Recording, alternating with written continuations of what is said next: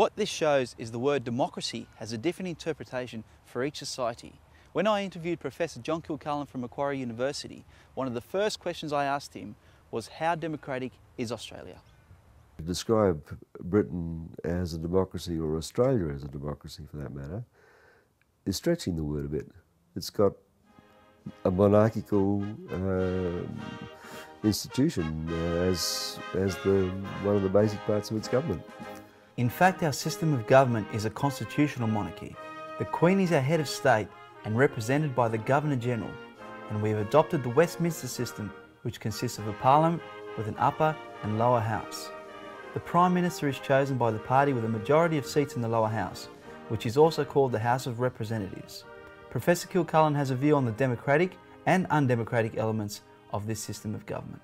Well, the undemocratic aspects are fairly obvious. Federalism, the fact that there's a kind of two-level system so that people can't necessarily do what they think should be done without coordination between different levels. That makes it hard to get anything changed.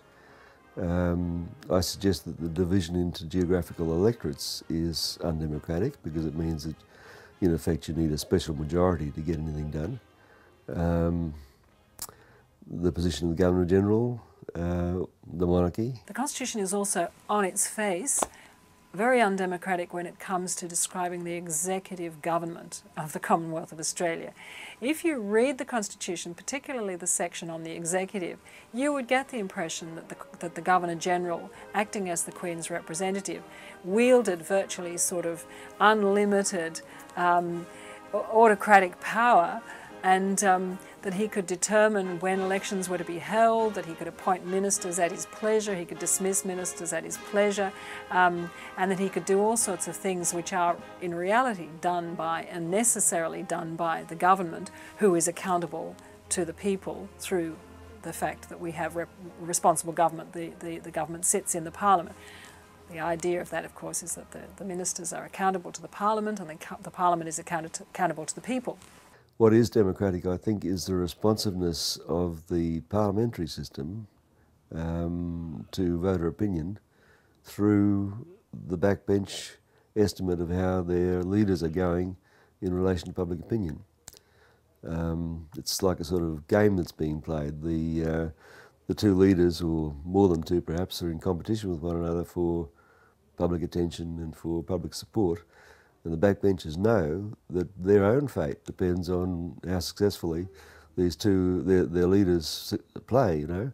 So they're full of advice and try to influence the way the government's going or the way the opposition's going with varying degrees of success. But their ears are tuned all the time to what the public are wanting. So I think that does give us something like what the Athenians had in their assembly. It's not the direct democracy that they had, but it achieves something like a similar effect, I think. How far is our democracy different from the Greek democracy?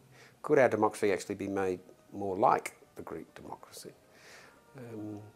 It is a sort of running critique of our democracy to remember Greek democracy because the involvement was so direct, participation on every important matter. And of course that worked in small Greek societies, and you can see why it won't work today. And so when I'm talking to students, I explain, well, ours isn't a democracy like that. We have to call ours a representative democracy. And we also have to call it a liberal democracy because there are some things we want to secure even if the majority of people wanted them to be different. I don't think democracy does deal well with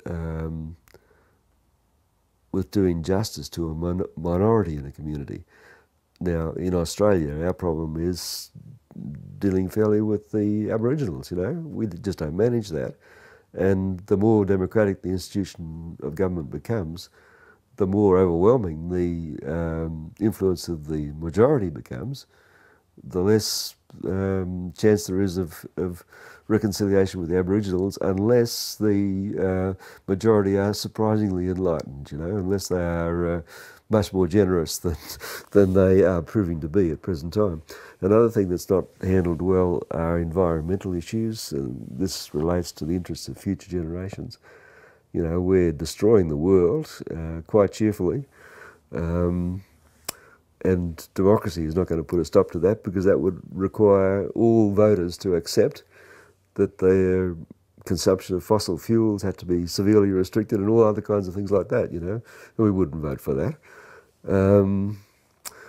Other things it doesn't deal well with are issues of war and peace, because the foreigner that we're going to go to war with doesn't have a vote, you know. So you don't necessarily get good decisions on vital matters like that. The environment, minorities, foreign relations, they're all very important.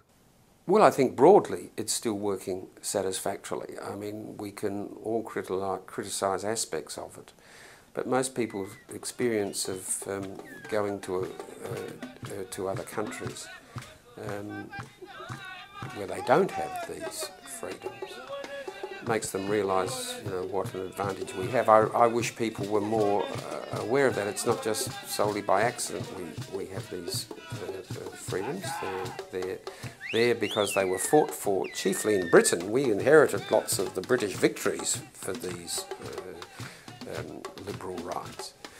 And I often say to students who are so turned off politics, you know, would you like to live in a place where, you know, if you're rich, you can buy yourself out of a crime, or if you apply for a passport, you know, there has to be $100 for the man who's processing your passport.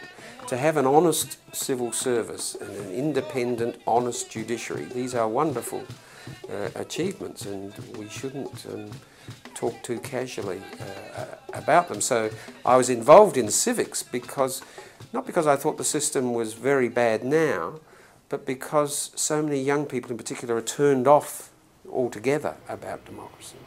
I thought they needed to understand it more and understand the way it is and what it preserves for them in the good life.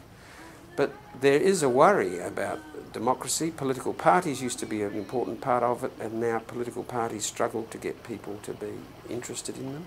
The political parties are sort of a rump of, you know, minders and keen types, but neither of the big parties has a big base.